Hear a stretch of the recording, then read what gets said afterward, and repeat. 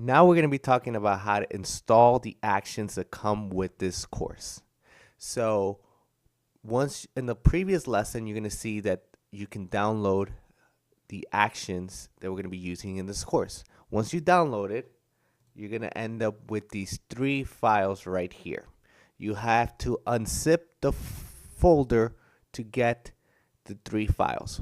Once you get these three files, all you have to do is double click on each one of these actions and they're gonna install all the actions to Photoshop.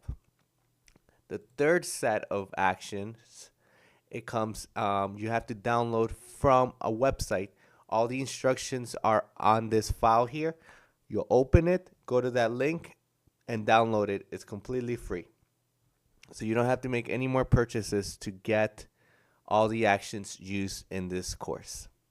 Now, once you double click on these and they're installed, it's going to look like this.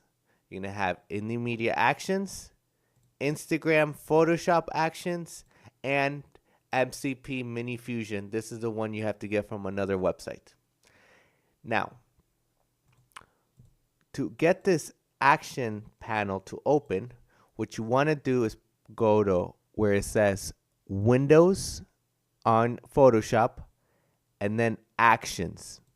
And then this opens up here. This could be dragged anywhere in Photoshop.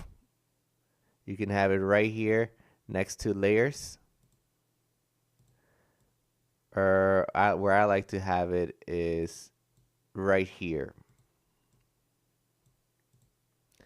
And this pops open to the left, and then I can see my actions that I'm playing on top of my layers.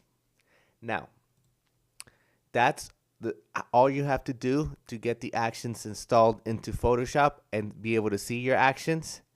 Now we're going to move on to the next section,